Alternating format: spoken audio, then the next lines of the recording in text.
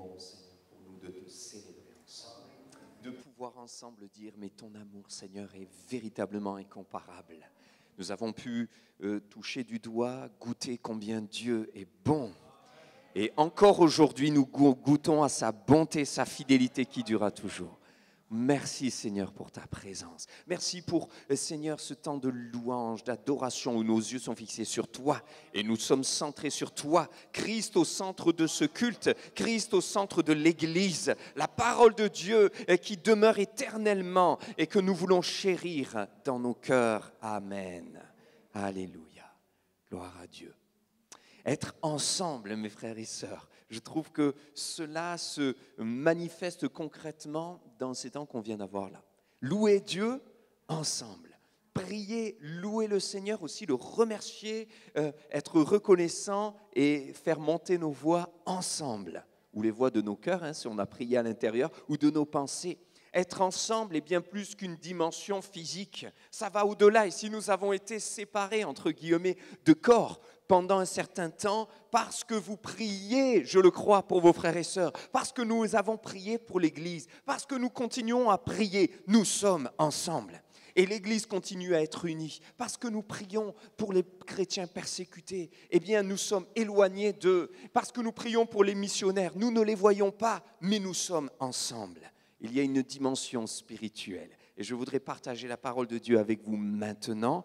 Vous savez que nous n'avons pas le temps pour l'instant de Sainte Seine, mais cela ne nous empêche pas de célébrer le nom de Jésus et de le remercier pour l'œuvre de la croix. Je vais vous inviter à ouvrir la Bible dans le livre des psaumes et le psaume 55. Et pendant ces temps d'été où nous reprenons les cultes, eh bien, on va s'arrêter juste sur ce mot et essayer de réfléchir en toute simplicité, humilité, sur cette dimension ensemble.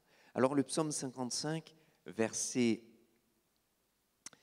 14 et 15, nous amène peut-être à réfléchir et à réaliser que certains ont eu peut-être cette parole dans la bouche, mais Seigneur, je me souviens du temps où on venait au culte, on était presque serrés, on était tous à côté les uns des autres, où ça débordait. Je me souviens de cela. Regardez ce que David dit dans le psaume 55, verset 14. « C'est toi que j'estimais mon égal, toi mon confident et mon ami.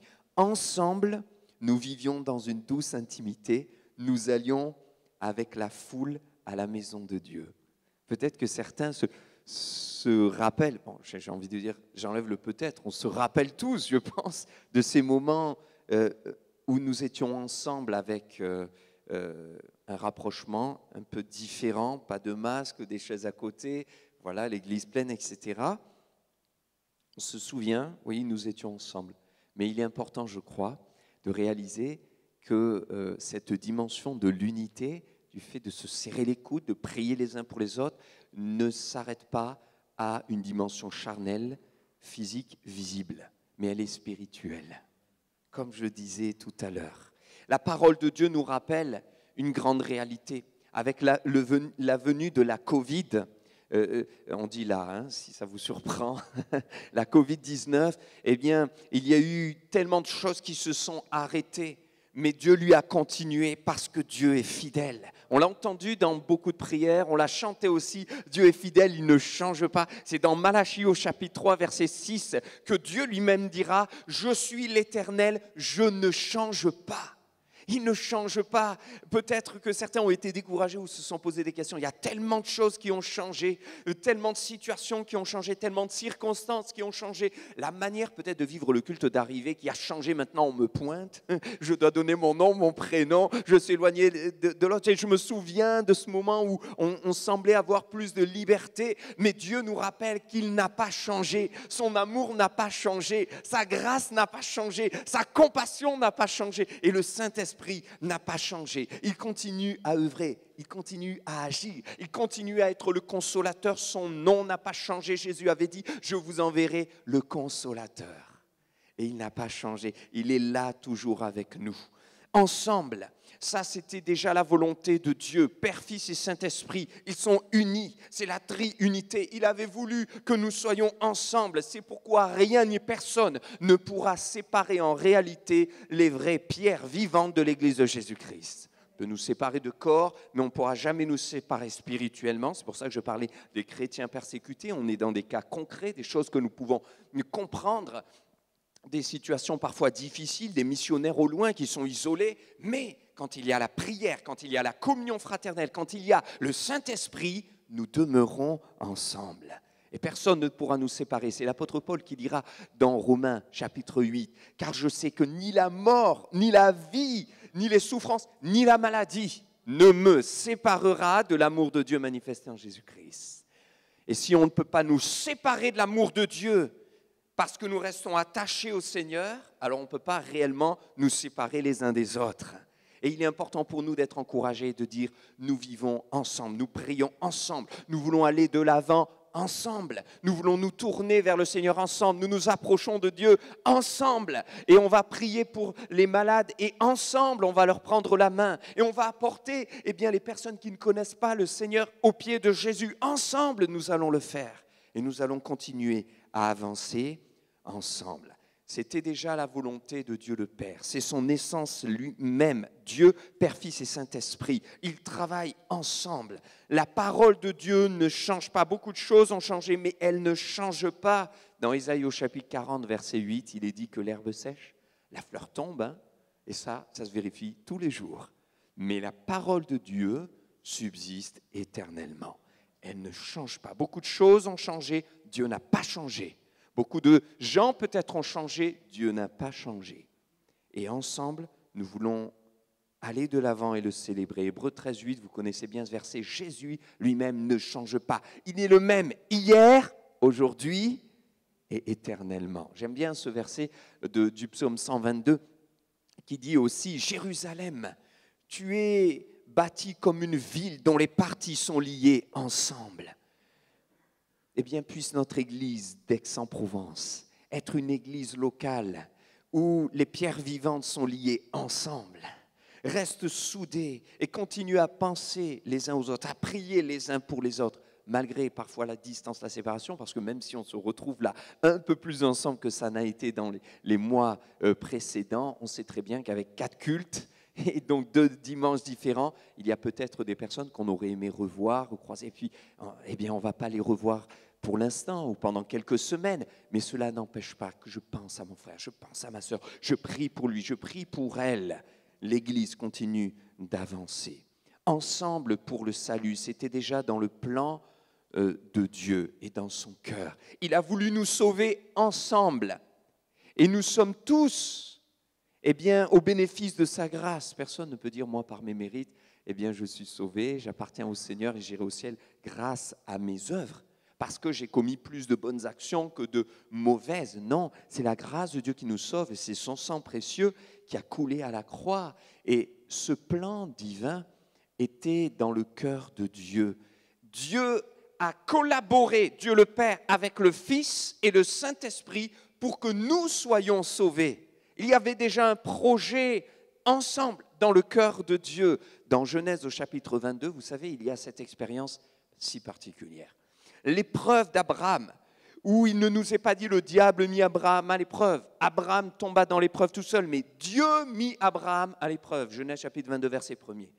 Et quelle épreuve? Dieu lui dit, va, offre-moi ton fils, ton unique, en sacrifice. Celui pour qui tu as tant prié pendant tant d'années.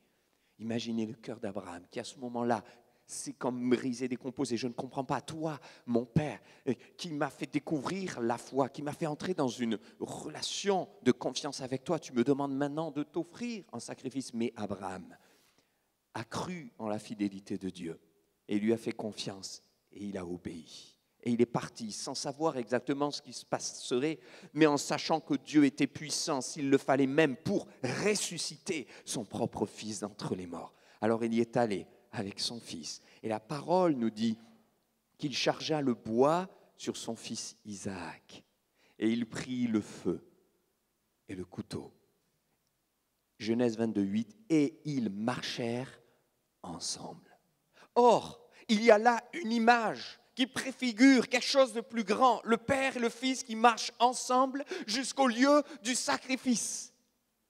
C'était bien entendu la préfiguration de quelque chose de tellement plus grand. Le Père qui enverrait son Fils, Dieu le Père qui enverrait Jésus-Christ, afin qu'il aille jusqu'au sacrifice pour nous sauver, pour toi, pour moi, pour chacun d'entre nous, pour nous libérer, car Christ étant mort à la croix, quiconque croit en lui a la vie éternelle, quiconque lui demande pardon pour ses péchés et pardonné, son cœur est purifié par le sang de l'agneau. Abraham et Isaac marchent ensemble. Le Père et le Fils ont décidé ensemble. Le Père a dit, qui enverrai-je? Et le Fils a dit, me voici, envoie-moi. Et le Saint-Esprit a revêtu Jésus, qui, rempli de la puissance du Saint-Esprit, est allé jusqu'à accomplir sa mission jusqu'au bout. Abraham, le Père, Isaac, le Fils, et l'Esprit de Dieu étaient déjà là pour aider Abraham à accomplir ce qu'aucun homme ne pouvait accomplir. Mais il y est allé, et il y avait là cette image extraordinaire, à tel point que, imaginez Abraham et Isaac, qui ont vécu, qui ont existé, ça n'a pas été des personnages d'une légende. Non, ils ont véritablement existé. Et à un moment donné, Isaac pose la question à son papa, parce qu'Isaac a quand même un certain âge, c'est un adolescent, et il n'est pas bête. Alors Isaac dit à son papa, mais papa, je vois le bois, le feu pour l'Holocauste, mais où est l'agneau? Et le père lui dira, Dieu se pourvoira lui-même de l'agneau pour l'Holocauste. Et c'est ainsi, il nous est dit, qu'ils continuèrent ensemble. Où est l'agneau? Papa, je ne comprends pas. Dieu se pourvoira lui-même de l'agneau. Il y avait là encore une image extraordinaire pour nous rappeler qu'un jour, Jean-Baptiste viendra, lui, le cousin de Jésus. Et les gens regarderont ici Jésus arriver et Jean-Baptiste dira, voilà l'agneau de Dieu qui ôte le péché du monde. Et le véritable agneau qui allait être le salut, c'était Jésus. Et il a été envoyé. Et la parole de Abraham était déjà là prophétique. Dieu se pourvoira lui-même de l'agneau. Dieu s'est pourvu d'un agneau pour l'humanité entière, au-delà même de la situation de Abraham.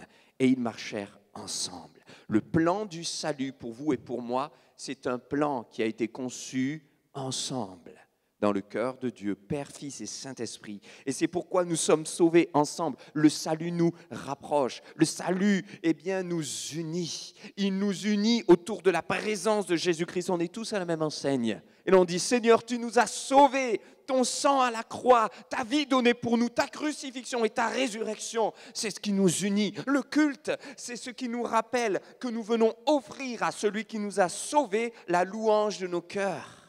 On était tous perdus, il nous a sauvés, ensemble pour le salut, ensemble dans le cœur de Dieu, pour demeurer ensemble. Vous connaissez bien ce passage, il est extraordinaire. On ne peut pas prêcher sur ensemble sans citer Psaume 133, n'est-ce pas? Le Psaume 133, à partir du verset 1er. Cantique des degrés, on monte tout à coup, on s'élève. Les degrés, c'est ça, on s'élève un petit peu au-dessus de tout ce qui se passe sur la terre, tout ce qui se passe autour de nous, tout ce qui se passe humainement, charnellement, tout ce qui peut nous décourager. Je m'élève un peu. Vous savez, David dit souvent dans les psaumes, « J'élève à toi mon âme ». Il faut, mes frères et sœurs, que parfois dans nos vies, nous élevions un peu notre âme au-dessus de tout ce qui est humain, charnel, qui nous décourage, de tout ce que nous voyons, pour voir la gloire de Dieu, pour voir l'espérance que nous avons, pour contempler la miséricorde et l'amour de Dieu. Alors j'élève à toi mon âme. Cantique des degrés, on monte un peu. Voici, oh qu'il est agréable, qu'il est doux pour des frères de demeurer ensemble. C'est comme l'huile précieuse qui, répandue sur la tête, descend sur la barbe d'Aaron, qui descend sur le bord de ses vêtements. C'est comme la rosée de l'Hermon, que c'est beau, qui descend sur les montagnes de Sion, car c'est là que l'Éternel envoie la bénédiction, la vie pour l'éternité. Amen. Qu'il est bon de demeurer ensemble. Il n'est pas question ici juste d'être ensemble, mais de demeurer ensemble. C'est plus difficile de demeurer que d'être. Parce qu'on peut être sans demeurer. J'ai été, mais ça m'a refroidi, donc je ne suis plus, je n'ai pas demeuré. Demeurer, ça veut dire qu'on va persévérer, on va se serrer les coudes. On est un peu comme dans une équipe de rugby, vous savez, dans la mêlée, ils se tiennent. Et ils sont forts et ils sont solides. Et c'est parce qu'ils sont unis qu'ils remportent la victoire. Demeurez ensemble. Dans le livre du Deutéronome, au chapitre 4, verset 9, Dieu dira à Moïse et pour tout le peuple, veille attentivement sur ton âme. Veille attentivement sur ton âme et prends garde. Et je nous interpelle sur cela parce que je crois que demeurer ensemble nous invite aussi à réaliser qu'au travers d'ailleurs de ces mois passés, où on a peut-être pu plus ou moins se voir, se nourrir au travers de vidéos, au travers de réseaux sociaux, d'outils informatiques, on peut dire Seigneur merci pour ces outils. C'est une grâce. Formidables outils, mais c'est un peu comme l'argent, maître cruel. C'est-à-dire que ces outils soient toujours quelque part des instruments qui nous permettent positivement de louer le Seigneur, de communiquer, mais qu'ils ne deviennent jamais des maîtres qui nous rendent esclaves, que ça ne soit jamais une addiction. Quel est le lien avec ce que je dis dans Demeurer ensemble? Eh bien, c'est que le fait que si vous êtes là ce matin, si vous êtes venu, c'est que je pense que quelque part l'outil informatique a ses limites. Et regarder une prédication, une vidéo, c'est une chose, mais se retrouver pour demeurer ensemble, c'est autre chose. Oui ou non? Alors gloire à Dieu pour le fait qu'on se retrouve. Et du coup, nous allons veiller attentivement sur notre âme, pas sur notre téléphone. Le Seigneur n'a pas dit veille attentivement sur ton smartphone, sur ta tablette, sur ton ordinateur. Je dis cela parce que parfois nous avons beaucoup plus d'attention sur des appareils que sur notre relation avec Dieu. Et quelque part, toute cette crise sanitaire que la France vit, que le monde vit, puisque c'est une pandémie, nous rappelle les limites de l'outil informatique, de la technologie de l'homme.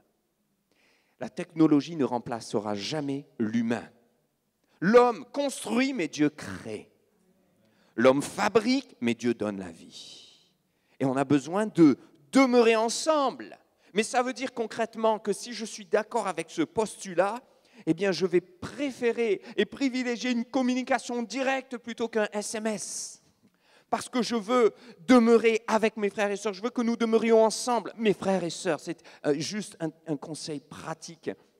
Il y a des situations dans nos vies, il y a parfois des conflits ou des choses à dénouer, des incompréhensions, des quiproquos qui ne se règlent pas par un texto, qui ne se règlent pas par un SMS, parce que là, eh bien, on aggrave le problème, mais qui se règlent par une communication directe. Rien ne remplace ce cœur à cœur, être ensemble. Alors avec courage, je prends mon téléphone et j'appelle la personne où je la vois. Mais mes frères et sœurs, nous devons réaliser que toute cette crise nous montre les limites aussi de la technologie. Et l'homme peut encore fabriquer beaucoup de choses. Peut-être que ce sera plus une régression à la fin qu'une progression. Il faut pour nous que nous gardions ce cœur à cœur, cette simplicité dans le Seigneur. Alors, d'une manière aussi concrète, je crois qu'être ensemble, comme on l'a dit au début, dépasse l'aspect physique, dépasse l'espacement des chaises, dépasse le fait que peut-être derrière vos masques, vous vous sentez encore un peu confiné, mais en réalité, l'important, eh bien, pour nous, c'est de demeurer ensemble. Donc, il y a une dimension spirituelle, une dimension d'amour, une dimension de compréhension, de communication les uns avec les autres, une dimension d'authenticité et de vérité, une dimension qui nous amène à comprendre ce que Jésus disait dans Jean chapitre 15, c'est que nous pouvons porter la vie et continuer à porter la vie si nous sommes attachés au cep. Si le sarment est attaché au cep, il porte du fruit. Vous coupez une branche de l'arbre, elle meurt, elle devient sèche. Mais si le sarment est attaché au cep de vigne, il continue à porter du fruit. Si nous sommes attachés au Seigneur et tous attachés au Seigneur, nous serons par conséquent attachés les uns aux autres. Et on demeurera ensemble. Et la vie continuera à couler. Je me rappelle de ce témoignage. Alors c'est un frère pasteur âgé que j'aimais beaucoup. Et quand j'étais en pastoral Midi-Pyrénées, souvent je mangeais à côté de lui. Un jour, il m'a invité, je suis allé chez lui. Et je me souviendrai toujours. C'est celui qu'on appelait, pour certains l'ont connu, le papy Gisquet. Que de choses j'ai retenues de ce qu'il m'a appris. Et je me souviens, chez lui, il nous avait invités avec mon collègue stagiaire à l'époque, c'est Joël Prudent, le pasteur d'Istres, et on y était allé, et il avait énormément de Bibles, et de très belles Bibles, vous savez, avec toutes les concordances, avec les dictionnaires bibliques, etc., des explications, en veux-tu, en voilà, vraiment précises. Et nous, en plus, ce jeune stagiaire, là, on aurait aimé toutes les prendre, on aurait aimé nous nourrir de tout ça, c'était super. Et à un moment donné, il a dit, je vais vous montrer ma Bible préférée. Et nous, on s'attendait à voir la grosse Bible comme ça. On regarde, non, non, non, c'est pas là, venez, suivez-moi. Et là, il nous conduit dans son bureau et il sort une vieille petite Bible comme ça, un peu déchirée, toute cornée. Il nous dit, ouvrez. Et je me rappelle avoir ouvert et avoir vu des pages pliées, des annotations de partout, des feuilles volantes, mais qui avaient été recollées, surcollées, je ne sais pas combien de fois, des codes couleurs que moi, je ne comprenais pas. Et il nous disait, c'est cette Bible-là que j'aime. Cette Bible-là, elle a vécu, elle m'a suivi. Vous savez, c'est cette Bible peut-être que, je ne sais pas, vous avez dans un coin de votre sac ou chez vous, qui vous a servi lorsque Dieu vous a parlé au travers d'une prédication et vous avez mis une annotation. Cette Bible où vous avez surligné un verset parce que ce jour-là, Dieu vous a parlé comme jamais. Cette Bible où peut-être elle est un petit peu écorchée, mais parce qu'elle vous a suivi partout. Cette Bible qui a vécu, qui semble si vieille, mais qui est si belle. Mes frères et sœurs, tous les outils informatiques ne remplaceront jamais une telle Bible. Et rien ne remplacera jamais le Matthieu 6. Quand tu pries, entre dans ta chambre et tiens-toi devant ton Père qui voit dans le secret, il te rendra. Je peux avoir YouTube et on le fait. Et voyez, on aime ça parce que dans le sens où on sait qu'on peut bénir des personnes isolées qui nous envoient des messages, qui remercient les gens de la technique, de la vidéoprojection, parce qu'ils peuvent avoir un message, une prédication et nous suivre en direct. C'est une bénédiction pour eux. Mais mes frères et sœurs, comme je le disais, que ce soit toujours un outil formidable et que ça ne devienne jamais un maître impitoyable.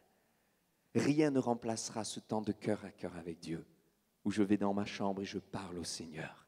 Et je lui dis, Jésus, j'ai besoin de toi.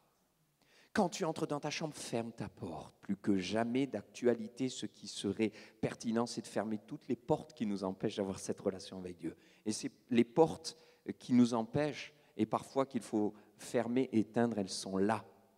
Les téléphones, les ordinateurs, les montres connectées. Maintenant, il y a des montres connectées, etc. Et pouvoir se retrouver avec le Seigneur. Parce que si je suis attaché au cep, alors je serai attaché avec mes frères et sœurs qui restent attachés au cep. Ensemble, eh bien, nous voulons porter les souffrances, la solitude de ceux qui ne peuvent pas revenir au culte. Et ce temps-là, je crois, ne peut que nous faire grandir le temps que nous avons vécu. Pourquoi ? Parce qu'il nous rappelle que si nous avons été confinés, il y a des gens eh bien, qui sont confinés depuis 3 ans. Il y a des gens qui sont confinés depuis 10 ans.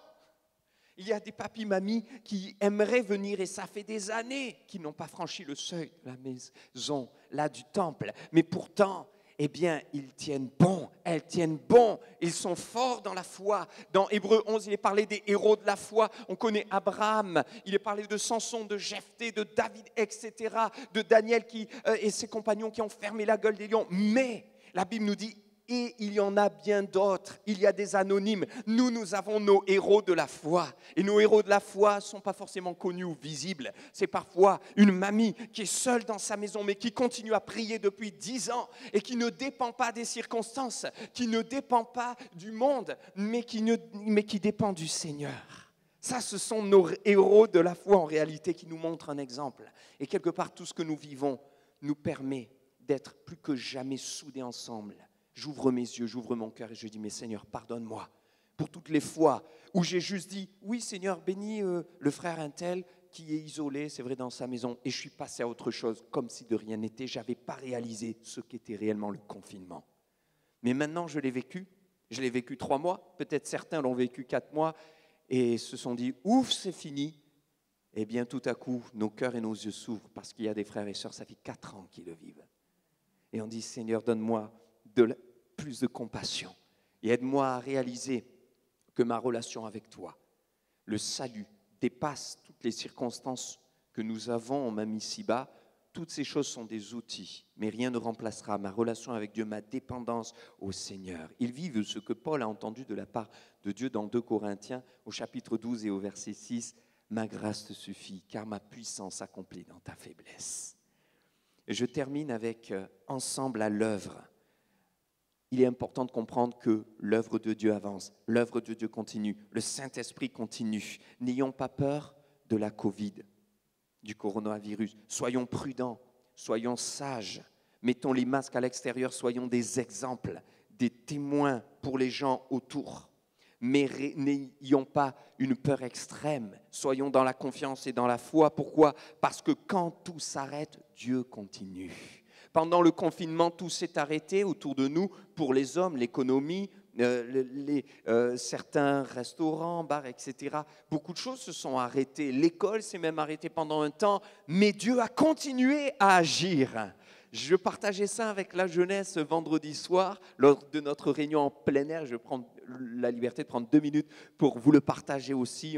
On s'est arrêté sur ce psaume 29, verset 10, où il est dit que lors du déluge, l'Éternel était sur son trône et qu'il règne éternellement. C'est-à-dire que quand il y a eu le déluge, tout s'est arrêté. Pourtant, la Bible nous dit, et c'est Jésus qui le rappelle dans Matthieu 24, qu'est-ce qui se passait au temps de Noé, juste avant le déluge? Les gens se divertissaient, ils buvaient, ils mangeaient, c'est-à-dire il y avait des excès de table, de boissons, ils mariaient leurs enfants, ils se mariaient. Ce n'est pas que le mariage est mauvais, mais il y avait de l'excès en tout. Ils ne se tournaient pas vers Dieu. Ils ne réalisaient pas l'importance de se préparer parce qu'il y avait un jugement qui arrivait. Ils n'écoutaient pas la voix de Noé. Et à un moment donné, Dieu a fait tomber le déluge. Tout s'est arrêté. Tout s'est arrêté, même la vie, parce que tous sont morts sauf les 8 qui sont entrés dans l'arche. Tout s'est arrêté, mais Dieu continuait à régner. Lors du déluge, Dieu continuait à régner. Et voyez, pour nous, c'est la même chose. Même si les réunions publiques se sont arrêtées, Dieu a continué à régner. Dieu a continué à agir. Le Saint-Esprit a continué à agir. Il y a un frère qui me disait il n'y a pas longtemps, là, on discutait, c'était cette semaine, en début de semaine, je n'ai jamais autant témoigné que pendant le confinement. Il dit, des gens étaient là, mes voisins, et on a parlé de Dieu pendant des soirées entières. Une semaine ou deux après avoir fermé les locaux de l'église, une dame entre sur le parking. Moi, je me rappelle prier, dire, Seigneur, comment on va faire pour l'évangélisation ? On ne peut même plus faire de réunion. Comment les gens vont entendre? Seigneur, donne-nous les idées qu'il faut, etc. Inspire-nous. À ce moment-là, une dame entre sur le parking avec son petit chien. Je vais la voir et je lui dis, bonjour madame, vous cherchez. Et puis hop, elle est partie. J'ai dit, non, non, vous pouvez rester. Je l'ai interpellée. Est-ce que vous voulez vous asseoir 5 minutes? Oui, oui, oui. J'habite à 200 mètres. Je n'ai jamais vu l'église évangélique. Ça fait 14 ans. Et je me suis dit, tiens, je vais aller voir. Et pourtant, c'était en pleine crise, où en plus les médias frappaient sur l'église évangélique, vous vous rappelez? Eh bien, elle est venue, elle s'est assise, et je lui ai dit, vous voulez un café? Elle m'a dit oui. Je pense que si elle avait une curiosité mal placée vis-à-vis des églises évangéliques, elle n'aurait pas accepté le café en plein Covid, comme ça, en pleine crise. Elle a pris le café, les croissants que Béatrice lui a amenés très gentiment. On a discuté 5 minutes, on a parlé du Seigneur, elle a été touchée, elle est rentrée, elle a vu la salle. Le Seigneur montrer qu'il continuait à agir. Quand tout s'arrête, Dieu ne s'arrête pas. Il continue à régner. J'ai d'autres témoignages, mais rapidement. Et je pensais aussi à cette personne qu'on a rencontrée il y a peu de temps. C'est une chrétienne qui lui a parlé de Dieu et qui l'a accompagnée. Pendant ces temps-là, vous voyez, il n'y avait pas forcément de réunion, etc., publique, mais en 10 jours, ou 15 jours, je ne sais plus précisément, elle a été délivrée de la drogue. Ça faisait 15 ans. Et elle a donné son cœur à Jésus et elle veut avancer. Elle a soif de Dieu. Pourquoi ? Parce qu'une chrétienne lui a témoigné, l'a accompagnée, a prié avec elle. Dieu est grand et continue à sauver. Le confinement, le Covid, la crise sanitaire ne l'effraie pas. Dieu règne. Une sœur m'a dit, pasteur, pendant le confinement, j'ai grandi. J'ai vraiment grandi. Pasteur, j'ai beaucoup grandi. Tout s'est arrêté et ça m'a permis, moi aussi, de m'arrêter, de laisser Dieu enfin me parler sur des choses que je n'avais pas vues depuis des années. Dieu m'a montré, Dieu m'a parlé, Dieu m'a appris, Dieu m'a façonné. Je n'ai jamais autant grandi que pendant ces temps-là. Le Saint-Esprit continue à travailler, il continue à agir, continue à toucher, continue à façonner si nous avons des cœurs ouverts. Alors mes frères et sœurs, N'ayons pas peur, soyons à l'ouvrage. Il y a des besoins. Regardez ce que Néhémie dira lors de la reconstruction des murailles. Vous connaissez ces textes bien plus. J'ai travaillé à la réparation de cette muraille. Nous n'avons acheté aucun champ et mes serviteurs, tous ensemble, étaient à l'ouvrage. Il y a des besoins. L'Église continue en fait d'avancer. Et tous ensemble, nous avons besoin d'être à l'ouvrage. Tous ensemble, les yeux fixés sur Jésus. Amen. Gloire à Dieu. Je voudrais vous inviter à vous lever. On aura le temps de continuer à partager bien des points sur l'importance d'être ensemble, les yeux fixés sur Jésus, ensemble à l'ouvrage. Et on va prier. On va prier tous ensemble pour ces sujets, parce qu'on va le mettre en pratique, que je vais vous énumérer maintenant. Parce que peut-être vous vous posez des questions sur les besoins, sur ce qui se passe. Et vous dire que Philippe Arnardi et son épouse auraient dû être là, ils ont décliné parce que ça ne va pas fort, il est vraiment épuisé. Et ces derniers temps, cette semaine a été compliquée. Donc on va prier pour lui. Merci pour vos prières, mais on va continuer à prier. Francis Pamphili, notre frère qui a été opéré pendant le confinement aussi d'un cancer à l'intestin et au foie, vous remercie pour les prières. Il repart pour une séance de chimio, c'est plus par sécurité, de 8 séances et il demande la grâce de Dieu. Notre sœur Hélène Colomina qui entre définitivement maintenant dans une maison de repos et nous voulons penser à elle, que vraiment la grâce de Dieu l'accompagne. Prions pour notre sœur Carmen aussi qui continue à lutter contre le cancer. Gabrielle, la fille de Gilles et Suzanne Maradan. Donc Gilles et Suzanne devaient être là aujourd'hui. Et c'est pareil, ils ont décliné parce qu'ils doivent aller la voir, ils ne veulent pas prendre de risques. Et son état de santé est toujours fragile avec ce cancer qui est là, mais nous voulons continuer à prier le Seigneur. Il y a des personnes qui ont été endeuillées pendant cette période-là. On pense à notre frère Gérald Beaumont qui a perdu sa maman du coronavirus. On pense à notre sœur Arlette Grandis qui il y a qui à peine une semaine et demie a perdu sa tante du coronavirus aussi. On pense à notre sœur Mamie Rativotson qui a perdu subitement en plein confinement son époux d'une crise cardiaque. Et merci aux frères et sœurs qui étaient là pour le soutien pendant les obsèques. Et on pense aussi à notre sœur Célia Foussier qui a perdu cette semaine son grand-père. On veut prier pour tous ces bien-aimés, et prier pour la sœur de Souad aussi. Vous savez, on a donné les nouvelles par Internet et sa sœur était au bord de la mort et gloire à Dieu, elle va mieux. Elle a une pancréatite aiguë et elle commence à aller mieux, malgré qu'elle soit encore en réanimation. Et puis Anne-Josie Rodriguez a aussi son frère qui est au bord du départ et elle demande la prière, il a un cancer. Et puis aussi Rosario, c'est le neveu de Gisèle Cortés. Il a eu un accident de voiture il y a quelque temps, un accident de moto, il a 30 ans, poumon perforé et 8 côtes cassées. Et par la grâce de Dieu, il s'en est sorti. Et on a prié pour ça, mais voilà, j'ai cité toutes ces nouvelles et je vais vous demander de prier avec moi. D'accord ? Ensemble, on va porter au pied du trône de la grâce tous ces sujets. Seigneur, nous voulons te prier pour tous ces bien-aimés et te demander de poser ta main sur les uns les autres. Tu es le Dieu vivant, tu es le Dieu puissant, tu es celui qui délivre, qui guérit. Et nous croyons que l'Église continue à avancer ensemble. Nous portons les fardeaux les uns des autres pour être ensemble. Nous voulons demeurer dans l'unité avec l'Esprit de Dieu qui nous unit par une chaîne d'amour. Tu es celui qui console ceux qui sont endeuillés, qui console ceux qui sont aujourd'hui dans le veuvage. Tu es celui qui relève ceux qui sont au bord du précipice. Tu bénis nos frères et sœurs qui sont éprouvés dans leur famille. Merci Seigneur, tu es le Dieu vivant et le Dieu puissant. Gloire, gloire, gloire à Dieu pour ce qu'il va faire. L'Église reste unie. Alléluia. Amen. Amen, amen. Je voudrais aussi prier pour ceux qui sont venus avec un poids et un fardeau, particulièrement. Peut-être les autres, je vous invite à vous rasseoir. Et ceux qui veulent qu'on prie pour eux, particulièrement, restez debout. Et on va tous ensemble élever la voix vers le Seigneur. Il y a peut-être votre sujet n'a pas été cité, mais Dieu le connaît. Seigneur, nous te prions pour toutes les personnes debout, nos frères et sœurs. Nous sommes ensemble, main dans la main. Et dans un cœur à cœur avec toi, nous réclamons la grâce de Dieu qui est surabondante et qui peut couler comme un fleuve sur la vie de chacun pour répondre aux besoins précis de chaque personne, pour nous encourager, pour les relever, pour leur faire du bien, leur montrer la voie, éclairer leur regard et que leurs yeux s'ouvrent sur ta volonté. Merci Seigneur. Merci Seigneur. Tu guéris le malade. Nous croyons que le temps des miracles n'est pas terminé. Nous croyons que le Saint-Esprit agit encore aujourd'hui. Merci Seigneur. Au nom de Jésus-Christ, amen. Amen. Gloire à Dieu.